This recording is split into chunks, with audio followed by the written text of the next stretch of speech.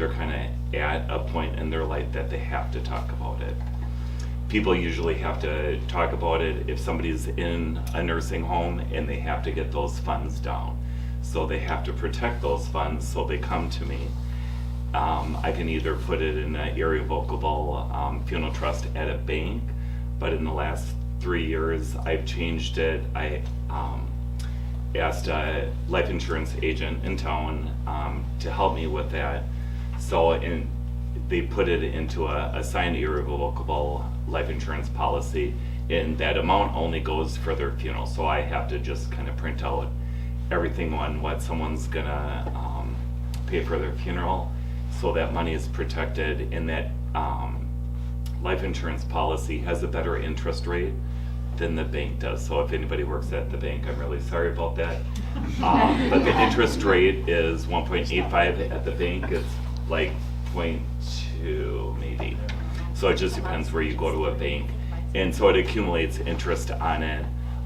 Once it goes in there, the state can't take the money away.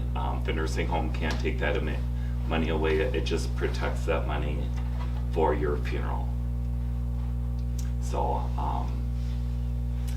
other than that, if you talk about your funeral, I can meet with you. You can come into the funeral home, or I can come to your house, whatever you wishes are. If you do have certain wishes, I'll just write those things down. Wishes that you should always consider talking with your family is if someone's going to be cremated in your family. Only because you might talk about it, but you might not talk about it with your children. And when that time comes, I might know what your wishes are, but then I have to kind of tell your family members, well, she wanted to be cremated. Well, why did she do that? Well, that was her choice. And so I usually make a point to say, whatever your wishes are, always please contact your family. And if you don't have any children, your spouse or a brother or sister, just so you're always telling somebody else, so someone else can say, John didn't make it up. This is what my wishes are. So when someone passes away, I'll go to your house, I'll go to the nursing home, I'll go to the hospital.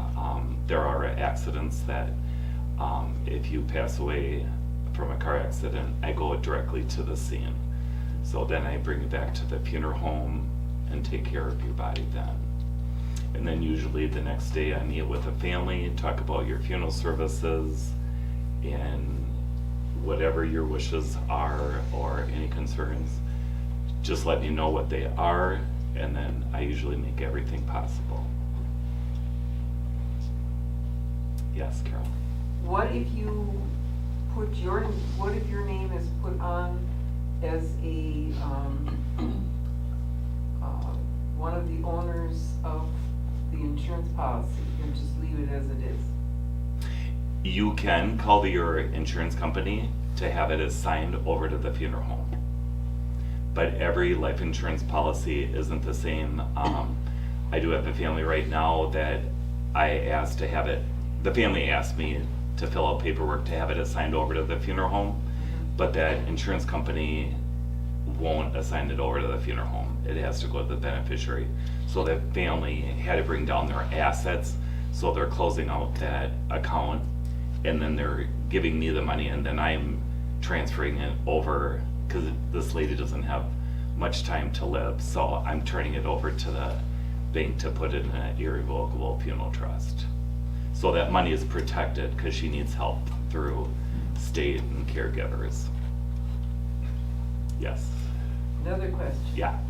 Not everybody knows this, but I'm planning to move to be closer to my caregiver part of my family. And so I still want to be buried out of Rice Lake. I want to be buried through St. Joseph's, because I will be buried at the military cemetery. Which, by the way, when I went there and my husband and I inquired about having this service, it was $350. Now the lady told me it's $800. $820 $820 for the spouse. Can't pay it again. You can. No, you can't. Okay, Yeah, no, every- it wouldn't take my Not for the husband's spouse. ahead either. Well, the veteran itself, there's no charge for a veteran to be Right. buried up at. But the spouse? This spouse is $828. $820 and $828. 28? Yeah, Oh it's my an odd gosh, amount. it's even Every worse year than that. this last year it went up $20, so it was $808, now it's $828. So either way, if you're gonna be cremated or earth buried But in I a don't casket. want, I want to be earth buried. So, but my thing is that if I'm 4 hours away from here, I have to go to another funeral home and my body has to be prepared because you're not gonna wait you're not gonna wait that long to take care of that body. I know that the sooner you get at it, Bill always said, sooner I get at it, the better it is. Yeah, 4 hours is a long way, and usually when I do the embalming process, I try to do it like right away, and I know there's circumstances that I can't always embalm a body within an hour after someone passes. So by the time I would go, just say, you're going to Madison, so 4 hours there, 4 hours, that's 8 hours. I mean, it is possible that I could drive down there, drive back, and embalm you. Well, But- now I know at one time my husband had transported a body in our car more than once. And my husband and I had a joke about that. I said, "You mean you left these styrofoam cups in here?" She said she didn't use a one. But anyway, so then you just have somebody go and get the body wherever the And bring it funeral back. home is, And I still do everything all the exact same way, so the family still Okay. meets with you. Okay. With me. Right. If you had a trust with me, a life insurance or a bank trust, and you move to California and you know that I'm not gonna have your service, I usually just tell families just to leave it in the trust and have that other funeral home call me, and then I can close out the account. Because by the time you close out an account, it's just a lot of headache. So I guess my brain says dollar signs if I want to accomplish all this.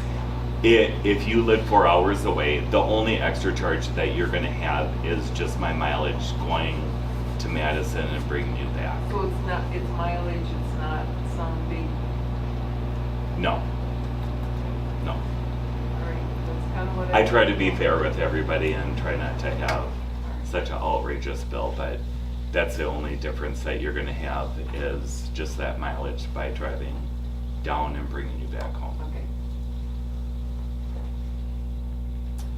Anybody else have any? I have a Yes. question John, you may or may not know this, that there was talk, that there was going to be, is it columbarium, is that how you say that? And there is going to be. That is in the works. It is.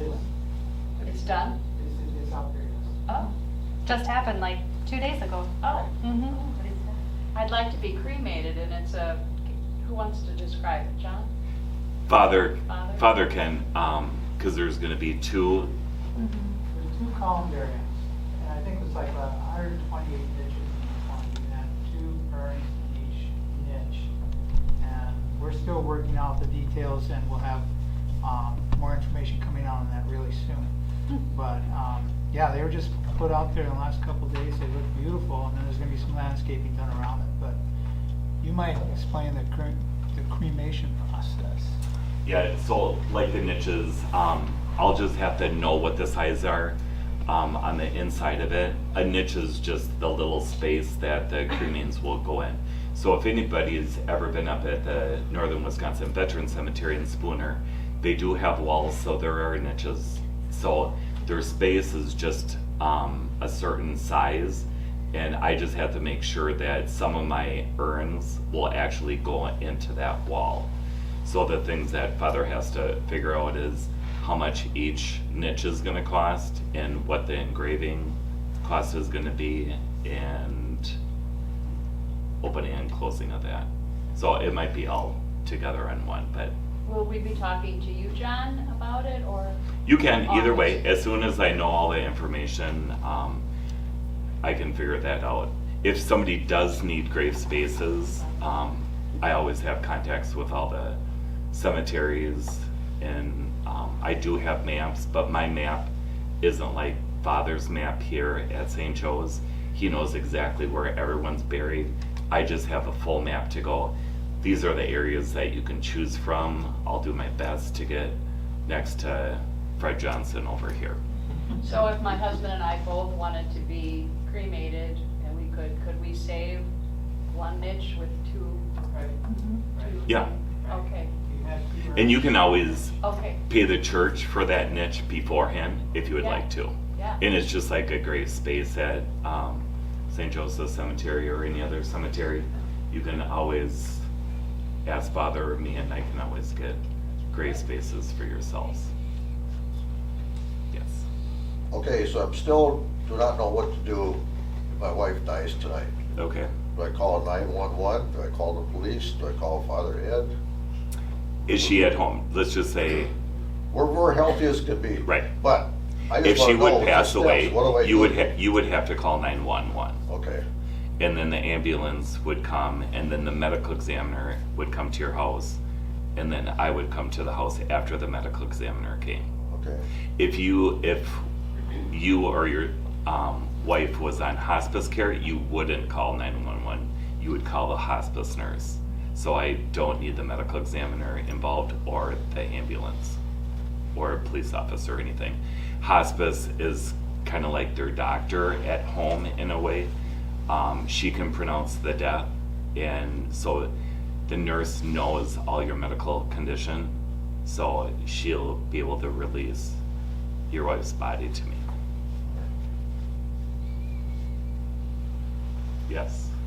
I don't know if it's a question for you or Father Ed, but I have a couple graves bought at the cemetery, and since then, the columbarians are being like to go that way. Is that something that I could show back to the church? Yeah, we make all kinds of trades back and forth like Okay, that all great. the time, so it's not an issue. So just so you know that he said that, other cemeteries, like Norris Cemetery, if you already bought a couple graves at Norris Cemetery is not gonna buy those That's graves what I back. bought the thing too. Yeah, but I just brought that up, and I'm sure because of that, any of the Catholic churches, cemeteries, if they do have, you already have your space somewhere else and you wanna switch it around, I'm sure Father will let you do that. Father, who should they contact? Is it Shannon or? Okay, you can call Shannon. Okay, I've talked to her before, Yeah. I guess we never She's, discussed that. yeah, she's the one who picks up the phone when you call. She's at the front desk there.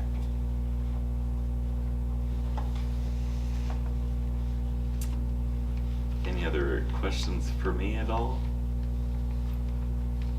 Yes, Deb? Is it advisable to sit down with you as pre-planning? You can, all you have to do is just make an appointment with me, and we can discuss everything that you would like for your funeral service. If you wanna plan everything, there's some people who are like, oh, I just wanna put $10,000 away, put it away for me, John, and that's it. And then when the time comes, I'll just tell the family, there's $10,000 away, she didn't pick out anything, but you can kinda do anything what she would wish to do. John, do you also represent grave marker companies so that you can I do. market those and sell them for 3 I years? do. Okay. I also am a employee of Northern Granite Company out of Barron, so I also sell stones, so I know everything about a stone also. I also am a ordained minister too. It's a little secret.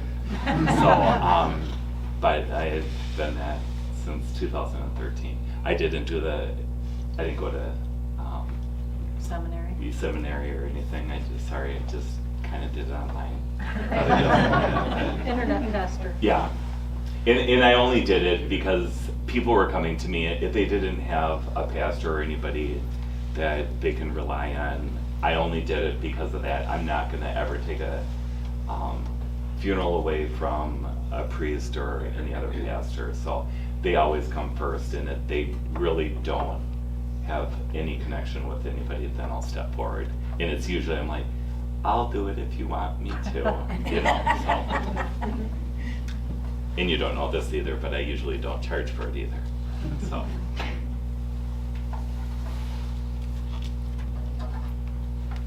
Wonderful. Well, let's give John a hand, you guys. Will give him a hand.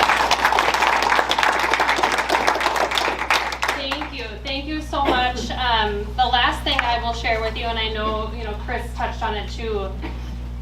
God wants wants us to be good stewards. And so, I will share that there are several stories of churches, nonprofits, here in this area that have been completely transformed by major gifts that have come through via a bequest when someone passes away. So, something to think about and pray about, talk with your family about, and discern. If there is something that you want to give back, I think it's important to let us know if you can ahead of time. It helps us with planning too. Would you agree, Father? Yeah. Jesus touches your heart in a pretty major way. I think all of us can agree with that. And when you leave a legacy like that, it's just going to continue to touch the hearts and minds of others long after you're gone. So that's my spiel on that. Thank you all for coming. Father, do you want to do a quick final blessing or say anything else before we depart? Lord be with you. And with your spirit. Father, Son, and Holy Spirit. Amen. Amen. Please don't die tonight. Thank you all for coming.